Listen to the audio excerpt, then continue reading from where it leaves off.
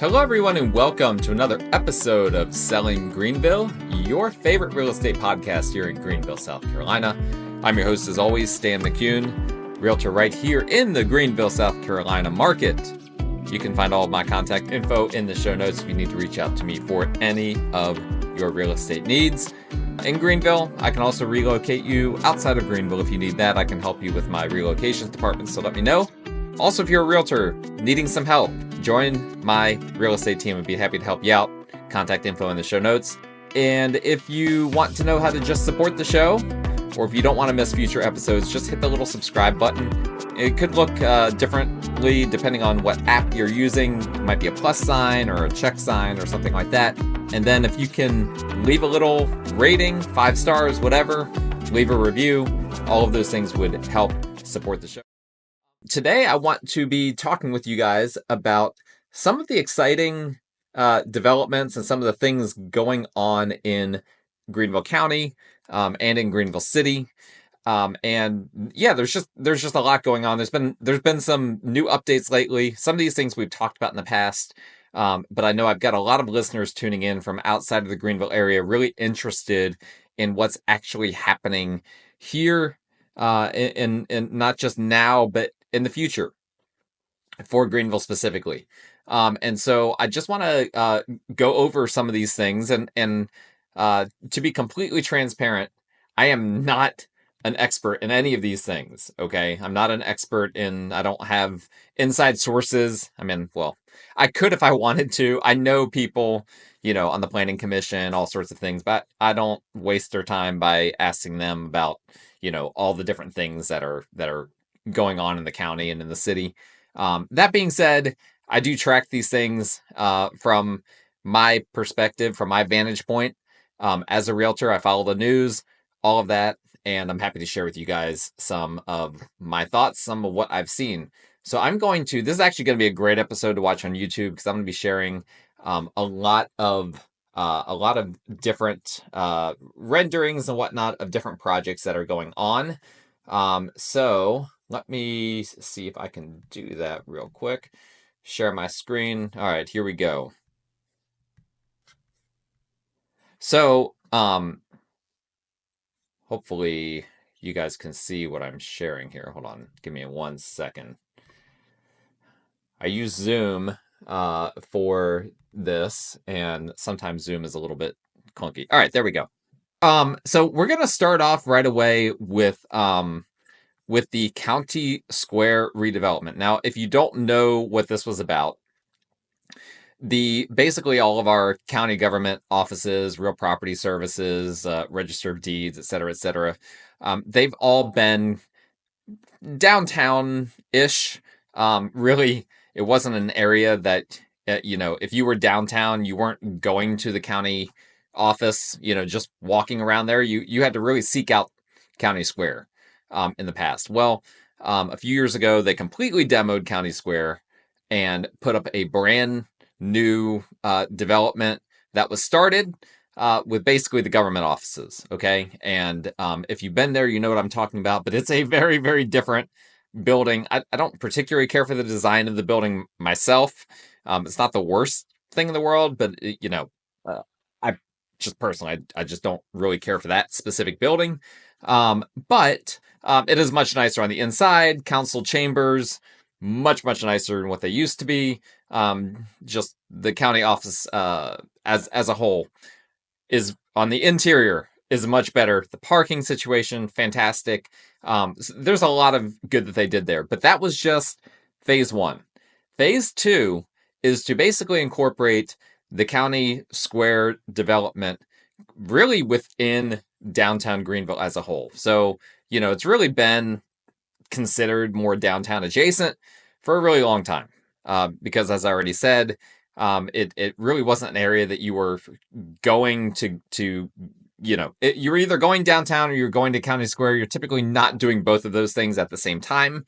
But the long-term plans are and have always been to make it a much bigger destination, mixed use, an area that you can walk around, you can shop, I believe there's even going to be residential as part of it. If you're looking on YouTube, you can see a little overview of the master plan and kind of some of the ideas of what they are working on. And this is going to be extremely accessible to downtown Greenville, because they actually, if you're on the Swamp Rabbit Trail, before you get to Cancer Survivors Park, there's a little ramp that goes up. Well, it's actually quite a big ramp. It's massive. It takes you all the way up. That takes you up to, I believe, Church Street, which if you're looking on YouTube, you can see Church Street over here. And then you can literally just cross over, which right now it's a little bit dangerous to do. So I'm not sure what their plans are for that, but you can literally just cross over, and then access this entire area in that way. And so right now, this is all a demo zone. If you go by County Square, you can see where the main buildings that were part of Phase 1, where those were developed. But then you go to County Square, to the rest of it, and I mean, it's just red clay, our classic dirt that we have here in Greenville. It's just red clay everywhere, because they are grading and prepping for what's to come. And actually, I'm thinking about piggybacking off of this show and actually going by this development and the others, and recording some little video that I would share on my YouTube channel. So please make sure that you subscribe to my YouTube channel at Stan McCune, on YouTube. That's STANMCCUNE. Okay, so let's just go through some of these pictures. So these are all just renderings. Renderings oftentimes are not accurate, and if you're looking on YouTube, I'm showing this Hawkers Asian street food. I don't think that is like what's actually going to happen. That doesn't sound like a real place anyway. Hey, you want to get some Asian street food at Hawkers? I've never heard of that. I don't think that's real. I think that these are just generally conceptual, what they're planning to do. And you can see it has labeled multifamily building number 1. Okay, so that's some residential that they're trying to include in there. And again, like I said, mixed use. A lot of what they're doing these days is doing retail, and restaurants and whatnot on the main floor, and then residential above that. People love that, right? Because it really, this is obviously what they've been doing in big cities for forever, right? New York City, San Francisco. They've been doing this sort of development, high density sort of mixed use housing and retail for forever. Well, Greenville's a smaller city that hasn't been in huge demand until fairly recently. And this model has been proven to be popular, because if you want to live downtown, you don't want to live, you want to feel like you live downtown, right? You want to be able to experience the downtown lifestyle. And what better way to do that than to be able to just take the elevator from your loft apartment, go downstairs, and guess what? There's a Chipotle down there, or there's a Chick-fil-A down there. There's a place to shop at, you can shop at REI, whatever. These are the sorts of things that people want. And this is all part of what they have planned for that County Square development. So it's not just going to be, in the past, you only went there for government related reasons. They're making it into an entire destination. And I, for one, am quite excited about it. I think it's going to be something that people go to, and that also will encourage more involvement in the local government process as well. Currently, there's not as much involvement as there should be. It's mostly just loud, cranky voices that show up to these county meetings and whatnot. And that's not good. That's not healthy. We need a mix of people showing up for those. And I think that this will encourage that, because there will already be people in the area, and there will already be other things to do beyond simply going there because you need to pay your property taxes, for instance, or go to the county tax sale, if you're into that. So County Square redevelopment, super awesome. I am very, very excited. I think that this is going to open up a section of downtown Greenville that up to this point has basically not been accessible, right? This has not been something that people have been going to. Excuse me 1 second while I mute my phone. Rookie mistake, I didn't do that. All right, moving on from here. This has been another one in Greenville City. The Gateway Project, the Greenville Gateway Project.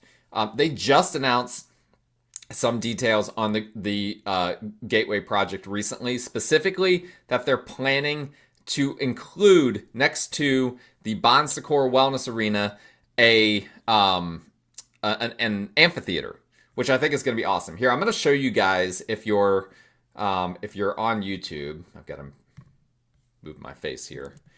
I'm going to show you what exactly this Gateway Project is all about. So currently, there's a few different ways to get into downtown Greenville, okay? You can take 385 into the city. This is the most common way to do it.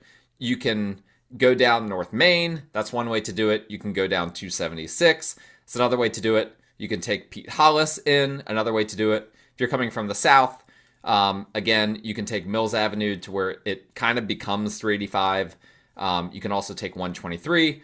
And there's a few other little ways to get in. But by and large, the primary way to get into Greenville is 385. And this is where the Gateway Project is.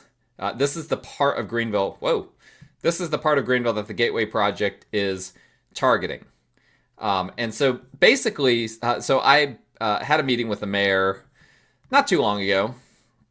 And this is kind of like in his mind, Mayor Knox White, the final piece of his legacy is this Greenville Gateway Project. So if you're looking on YouTube, you can see, and if you're not looking on YouTube, and if you're a Greenville resident, you've already done this before, right? You take 385 until it turns into East North Street, and then you drive past Bon Secours Wellness Arena on the right. You've got the Charlie Wyatt School of Real Estate on the left. If you're a realtor, you probably went there. Or if you're a realtor that's been in real estate for greater than 5 years, you probably went there at some point. So this is the Gateway. Again, if you're looking on YouTube, you can see this is what it currently looks like. Is it aesthetic? No, it is not aesthetic. It's, you've got the arena on the right. It's just kind of free floating there. You've got all these kind of ugly offices just kind of all around the area. A very busy, obviously East North Street is an extremely busy road. They tried to pretty it up with a little tree canopy, but it's still really, really ugly. It's just not, this is not a pleasant way to enter a city. And so I believe that this was the genesis, my understanding from talking to the mayor, the genesis of this project was we need to simply make the city look nicer as you enter into it. Well, guess what is right there? It's the main arena that we have in Greenville, the Bon Secours.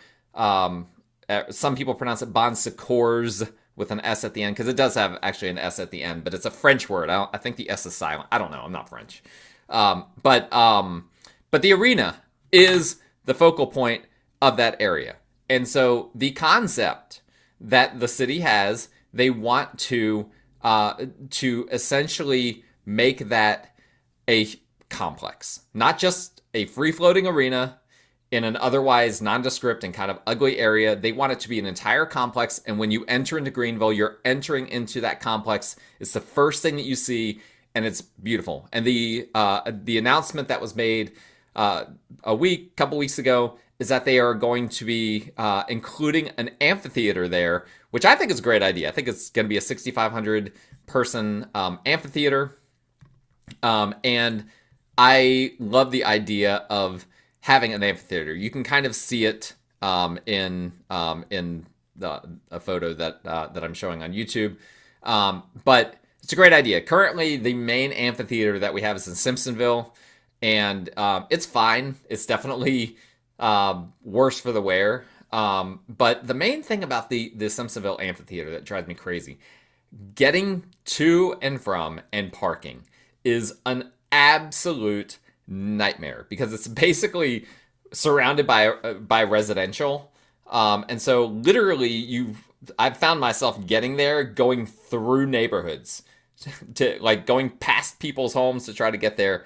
And that is not ideal, right? You've got a bunch of traffic lined up in a subdivision. Nobody wants that. The residents don't want that. It's just not a great setting for it. And so I'm not sure if you guys are going to hear the video that I'm currently playing. Breaking news. I'm just trying to get to... Okay, here we go. Here's the rendering. I want to show you guys the rendering of... Okay, so here's the rendering. Again, I apologize if you're not watching this on YouTube. But the rendering of kind of what they have for the idea, it looks pretty cool, right? And I went to the Journey concert at the Bon Secours Arena, what a lot of locals call the Well, okay, which is a horrible nickname, but it's better than saying Bon Secours Wellness Arena. I went to the Journey concert last year, and they did a whole party ahead of time, and they tried to, there's limited space currently when you go there. Now, one thing I love about the Well, I'm just going to call it the Well now. One thing I love about the Well is how accessible the parking garage is to it. I mean, it is right there, and it appears from this rendering that the parking garage is going to remain in that location. That's fantastic. It's literally like 200 feet from the arena, and it's great. I've never gone to an event where that parking garage has been sold out, which is also fantastic. And they don't hike the prices too crazy. I think it's like usually like $20, to park there for an event, which is quite reasonable in my opinion. Now, the question that I have is, are they going to have people in the amphitheater and in the arena at the same time? They might need to add some parking, and I think that they are adding parking as part of this. But long story short, when I went to the Journey concert, they had, stuff outside, and there's just not that much space for it.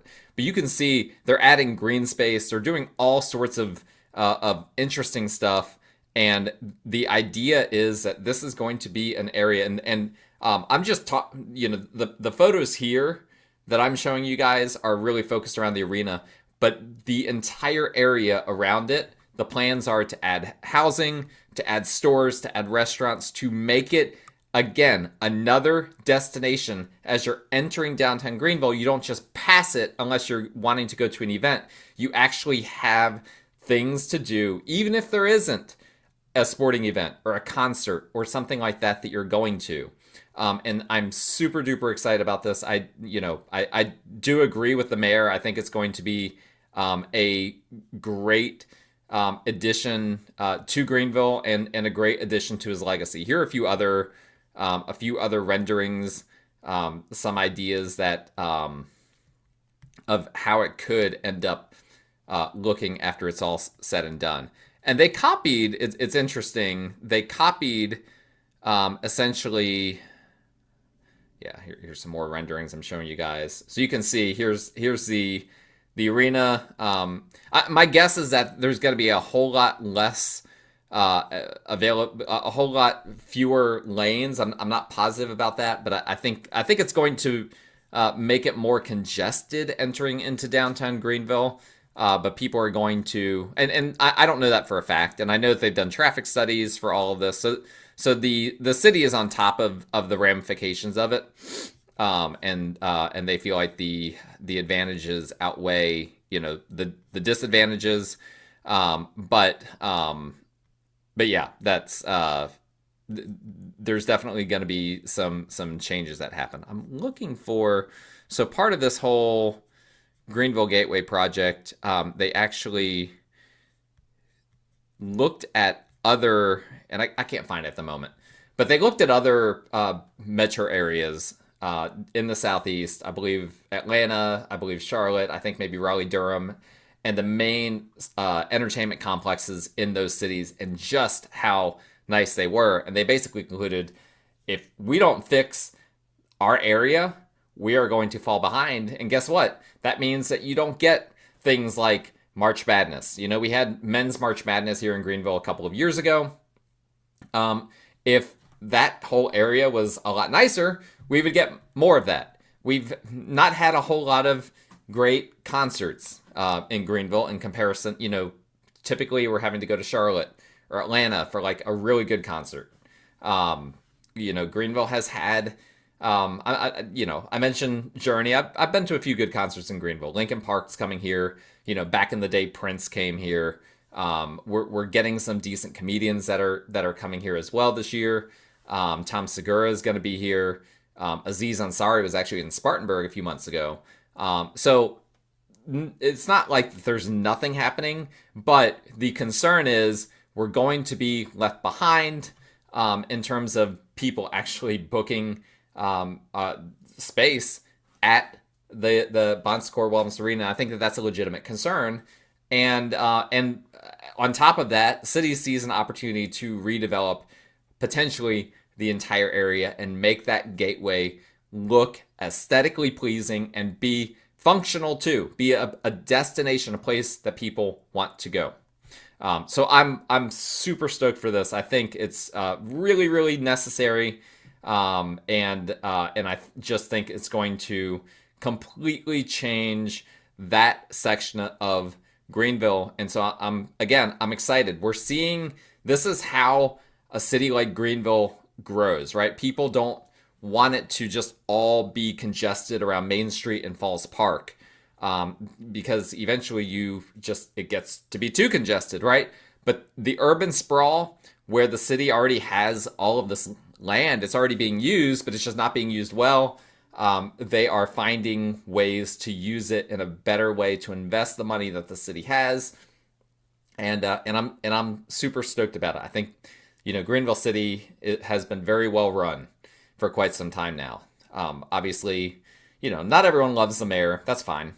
I think the mayor has done a great job. Without him, we wouldn't have Falls Park. In addition to many, many other things. He travels around to all sorts of different cities, including other countries, to see what they're doing with their downtown areas. And then the city council, generally speaking, has been quite good over the years as well.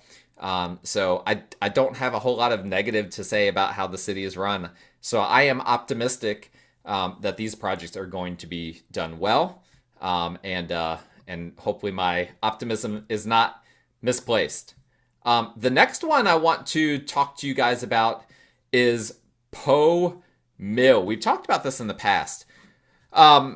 So it came out recently that part of Poe Mill. So, let's back up for a second. What is Poe Mill? Okay, if you're looking on Google Maps, you're going to see an area called, oh gracious, pressing some bad buttons here. You're going to see an area called Park Place. Park Place, yeah, that's like an old name, I guess. I don't know. There is a church there called Park Place, I think Church of God. But generally speaking, this is what people call Poe Mill, and you can see the Poe Mill skate park is there, and really this is an area. It's very unique, right? Because you've got North Main over here. North Main is a historic neighborhood, has some of the most expensive real estate in all of Greenville. And there's a simple reason for that. And that's because there's really not a whole lot of residential real estate in downtown Greenville outside of condos. North Main, you can get a nice house, a big house. And it's within walking, biking distance of downtown Greenville. Really one of the few neighborhoods that are like that. We do have some other historic neighborhoods. You can see Hampton Pinckney over here. You can see, the East Park Historic District is over here, Heritage Historic District. There are still some residential homes in these areas, but they almost never come on market. And it's just really, really hard to get a home there. So you've got North Main, which is a really well-established and popular community. And then you've got Sanssouci, which is also, completely different than North Main. Really a transitional neighborhood that's really popular right now. Really hippie sort of community. An area that a lot of first-time homebuyers like to target. an area that has a lot of Airbnbs that are really popular, things of that nature. An area that you go to if you're if you're just looking for a more hipster sort of feel, or if you're looking for perhaps a fixer upper. There's sometimes some opportunities over there. And like I said, a lot of people, I know a ton of people that when they visit Greenville, they Airbnb in that neighborhood. Okay. And I should mention it's very accessible to the Swamp Rabbit Trail as well, which is a big pull as well. This is the Swamp Rabbit Trail cutting right by, cutting right by Sans Souci. So you've got wedged in between a really expensive neighborhood and a really well-known up-and-coming neighborhood, this Poe Mill area that has just kind of been left behind. Tons of rental properties in that area that have not been touched for a long time. Homes that are in a state of disrepair. And the area, it needs an injection of money. Now, here's the thing that's confusing to me about Poe Mill. A while ago, we're talking about, I believe, 2020, maybe 21. Part of the mill was sold by the county of Greenville to a developer. This part of the mill up here, over Victor Street. I think technically the address is 300 Hammett Street, but I believe it's mostly accessible via Victor Street. So this mill right here, I will pull this up on Google Maps as well for you guys to see. 300 Hammett.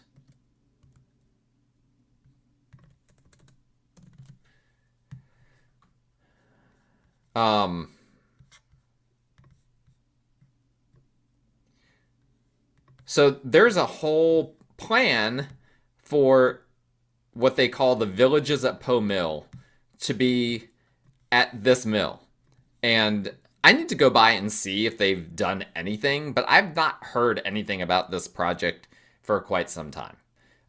But news came out recently that a different part of the mill, which is down here, this little section where Buncombe and Pinckney Street come together, that this has been sold to a developer. And you can see here, it just happened a month ago, $6.2 million. The other site was sold for $1 million. Okay. So if I had to guess, unfortunately, this is really, really sad. I think this developer that bought what they're planning to be the villages at Poe Mill, like $1 million is like chump change for something like that. I think they're just sitting on it. And that's exactly what has happened over here to this property that just sold. You can see it was originally bought by International Cotton Depot, Inc., back in 2008 for $1.3 million, and they've done nothing with it. I don't know who they are or what their plans were originally. Obviously, 2008, things happened, right? We had a global financial crisis that happened that year. So probably an ill-advised investment, but they sell it, almost not quite 20 years later for $6.2 million to South Sterling LLC. And so South Sterling LLC plans to do a nice development there. And here, before I get into that, on YouTube again, you can see this is pictures of what the villages at Poe Mill were supposed to look like. Again, I've not heard, this article is from 21. I've not heard anything about this since then. So,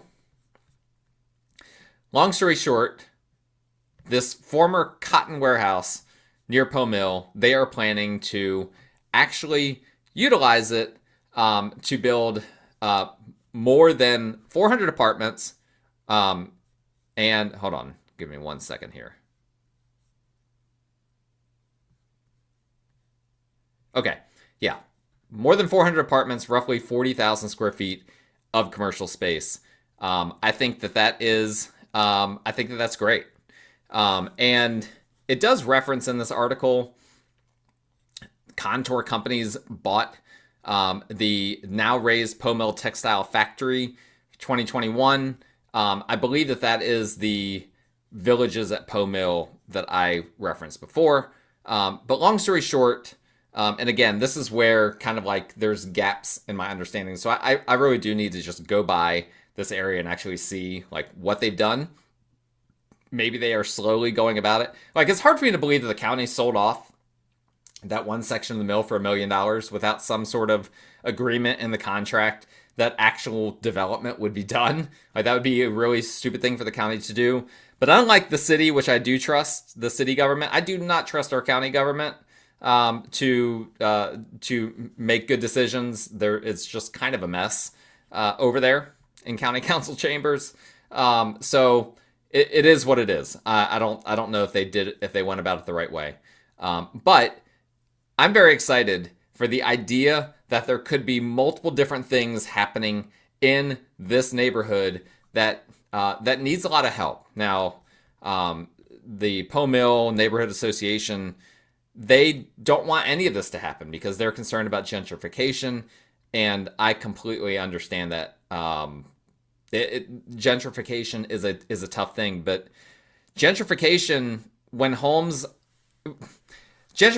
doesn't mean that people are being forced out of their homes. That's generally speaking what people think of when they think of gentrification.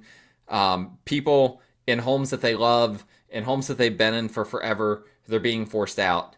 I'm telling you, if you go through this area, the homes that we're talking about are homes, generally speaking, people shouldn't be living in. And it's sad to see. And this is one of the areas where you can get the cheapest real estate in all of Greenville, is this little area. And that's because of how much neglect there has been. And so the thing is that people that are sitting on a piece of property that might be worth like $50,000 right now because the roof is caving in on them, if all of these developments happen, their home might double or triple in value. And so they might end up selling, and gentrification might end up happening as a byproduct, but they're $100,000 wealthier than they would have been had it not happened. So I'm not a fan of gentrification, but I also see I see it a little bit differently than others do, where it can help pull people out of poverty, but at the same time, it can be a sad thing for people to, if they have been living, in a home for 50 years, to have to move out because they haven't been able to keep up with their home, because they don't have the means to do it. That is a very sad thing when that happens, and extremely unfortunate. Okay, last but not least, and I'm not going to get too much into this one, but I do want to include this as part of what we're talking about here, and that is the inn at Altamont. This one's probably not going to happen. Like, let's just be real about this. The idea for this is a luxury resort style hotel in the Paris Mountain area. And as it turns out, I don't think that there's a single Greenville resident that's like jazzed about this project. Now, I personally, listen, Paris Mountain is a state park, okay? And this is the argument that so many people are making is, we want to keep our state parks pristine. But Paris Mountain has a ton of development on it, okay? If you go to this section where they're wanting to put this hotel, I personally don't think it's disrupting the beauty of the area in any meaningful way, me personally. Now, I've heard that bikers aren't happy about how it would disrupt what they would do, so I totally understand some of that. And people right now, we've talked about quite a bit on the show, they don't want development in their backyard. There's a reason why the term NIMBY, not in my backyard, has been formed to describe these people. It's because they just oppose any and all development. Get rid of it. Get rid of the development. We don't want it. We don't want to see houses. We don't want to see hotels. They're okay with stores and restaurants. They're okay with that. Okay. Now they wouldn't be okay with that on Paris Mountain. That would still be something that would be a problem for the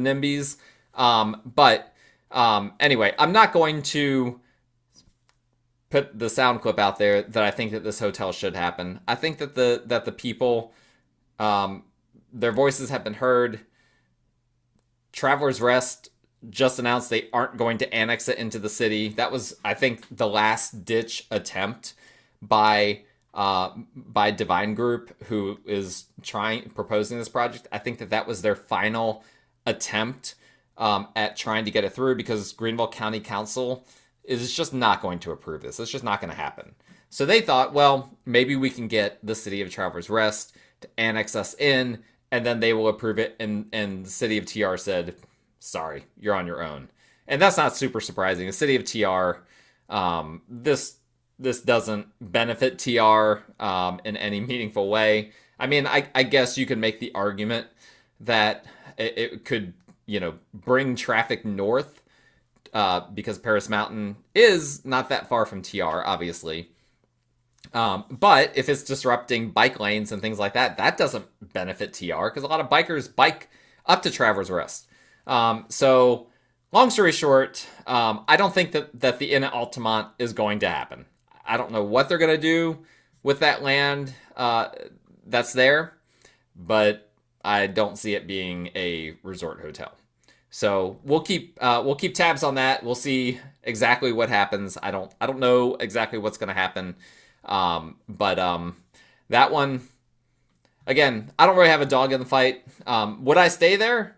Probably. I like to do the occasional staycation around here. If it were there, I would probably stay there.